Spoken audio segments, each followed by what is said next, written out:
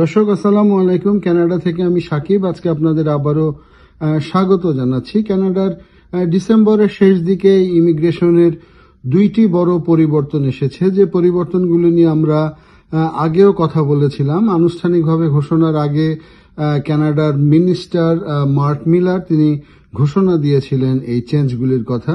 তো সেই চেঞ্জ দুটি নিয়ে একটু কথা বলছি। প্রথম চেঞ্জটি হচ্ছে যে এক্সপ্রেস এন্ট্রিতে এলএমআই এর পয়েন্ট যেটা আগে পাওয়া যেত, সেই এলএমআই এর পয়েন্টটি বন্ধ করে দেওয়া হয়েছে।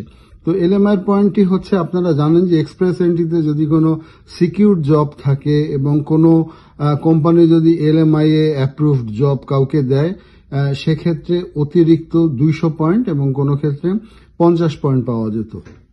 তো দেখা যাচ্ছে যে এলএমআই এর এই 50/200 পয়েন্ট পাওয়ার ফলে সাধারণ যারা আছেন, যারা এই এলএমআই এ পেতেন না, তারা কখনোই কোয়ালিফাই করতে পারতেন না। কিন্তু দেখা গিয়েছে যারা পয়সা দিয়ে বা বিভিন্নভাবে ঘুষ দিয়ে বা অন্যান্যভাবে এলএমআই এগুলি সংগ্রহ করতেন, তারা এই পয়েন্টটা পেতেন এবং তারা খুব সহজেই এক্সপ্রেস এন্ট্রিতে কোয়ালিফাই করতে পারতেন।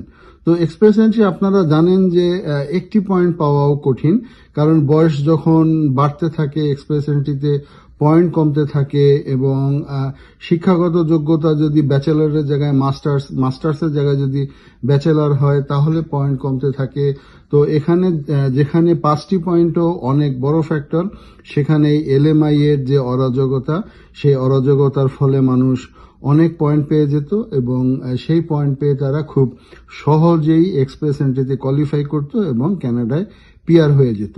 তো এখন থেকে আর এলএমআই এর আর কোনো পয়েন্টই পাওয়া যাবে না, যার ফলে এখানে একটি সমতার বিধান এসেছে, অর্থাৎ এখন সবাই সমান। আপনারা জানেন যে স্টুডেন্ট ভিসার ক্ষেত্রেও কিন্তু পরিবর্তন এসেছে, এসডি বাদ হয়েছে এবং নাইজেরিয়ান একটি স্ট্রিম ছিল নাইজেরিয়ানদের জন্য, সেটিও বাদ হয়েছে, যার ফলে সবার জন্য এটি একটি লেভেল প্লেইং ফিল্ড হলো।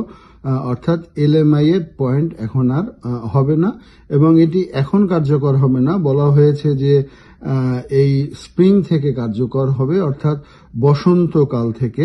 তো কানাডায় বসন্তকাল আপনারা জানেন যে মার্চ থেকে অফিসিয়ালি শুরু হয়। তো মার্চের আগ পর্যন্ত যাদের অ্যাপ্লিকেশনের ড্রগুলি হবে তারা সেই সুবিধা পাবেন, কিন্তু যারা অ্যাপ্লিকেশন জমা দিয়েছেন কিন্তু মার্চের পরে ড্র হবে, তারা হয়তো আর এই সুযোগটি পাবেন না।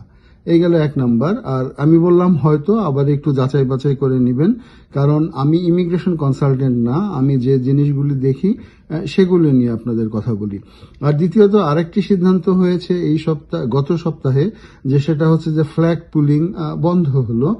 অনেকে দেখা গিয়েছে যে তাদের জব অফারের মেয়াদ শেষ হয়ে গেলে বা ভিসার মেয়াদ শেষ হয়ে গেলে বর্ডারটা ক্রস করে গিয়ে আবার চলে আসতো এবং নতুন করে আবার তার ভিসাটা রিনিউ হতো।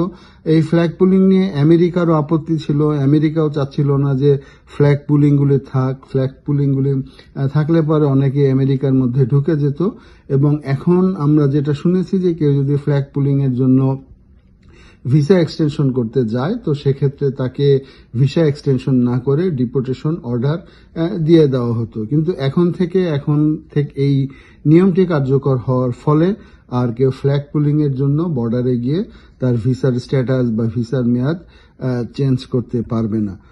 তো পরিশেষে বলি যে কানাডার ইমিগ্রেশনের ক্ষেত্রে এখন একটু স্লো এবং থাকবে এই স্লো বেশ কিছুদিন, হয়তো 2-1 বছর, তারপরে হয়তো কানাডা আবার তার স্বরূপে ফিরে আসবে।